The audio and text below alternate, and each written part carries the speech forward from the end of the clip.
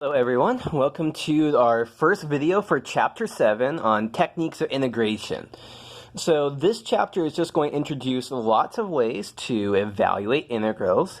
Right now, the only integrals we really can evaluate are the simple, straightforward ones, integrating polynomials, integrating trig functions or exponentials, and then the one real method of integration that we know, the one real technique that we have is substitution. And substitution is very much the most important one. But now we're going to move into Chapter 7 is going to be technique after technique after technique of how to do integration. And so the first one, I would think I can make the case maybe the most important one in this chapter is going to be integration by parts. So in section 7.1, integration by parts, well, what is integration by parts? Well, let's actually think back to what's going on with substitution. So substitution is so far our most important way to evaluate integrals. And if you recall, how the substitution method for integrals was derived was coming from basically doing the chain rule for derivatives, but in reverse.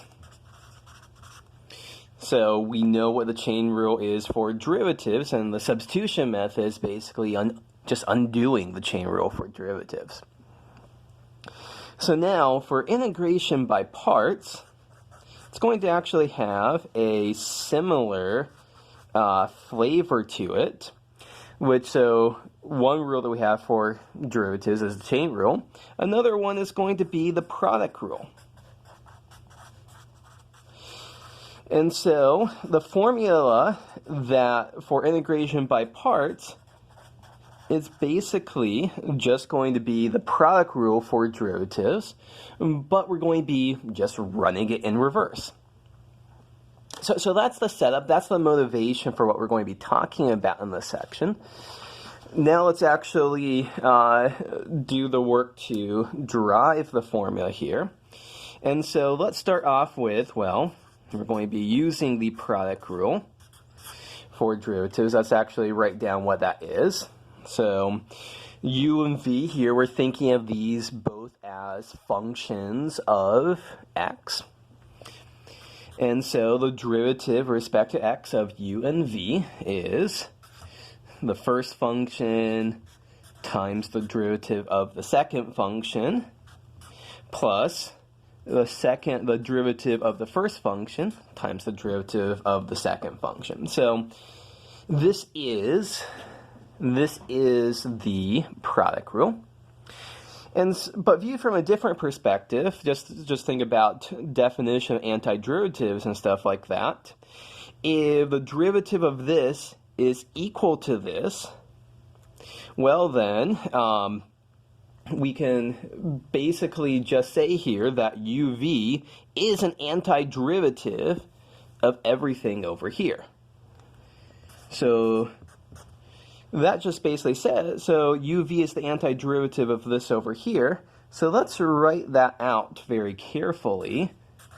U dv dx plus du dx times v. I'm going to put that in parentheses. So this is the formula that we have so far. This isn't going to be our final formula, but this is where we're working here. That what this first line says, uv is an antiderivative of this, and so the second line is just another way to express that. Okay, let's work with this a little bit. There's a plus sign in here, so we can break this up into two separate chunks. It's the integral of u dv dx plus the integral of, I'll just switch the order here, v du dx. And also, I'm going to rearrange things. I'm going to take this v, the integral of v du dx, and move it to the other side. And so we have uv minus the integral of v du dx times dx is equal to the integral of u dv dx dx. Okay, so this is where we're at.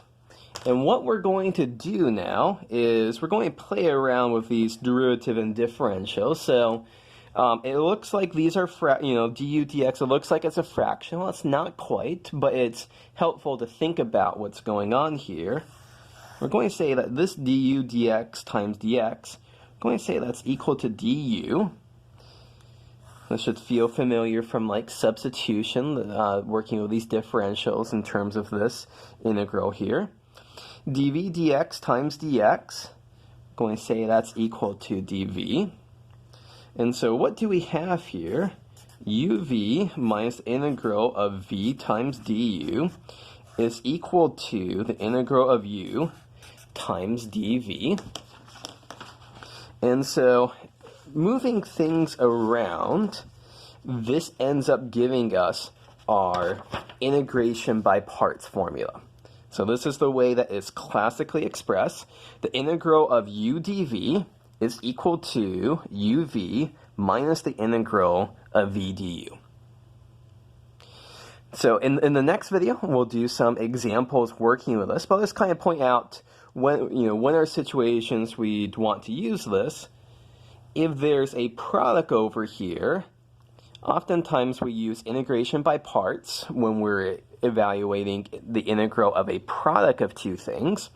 And hopefully, so u times v, that's just is take u and v and write them down together.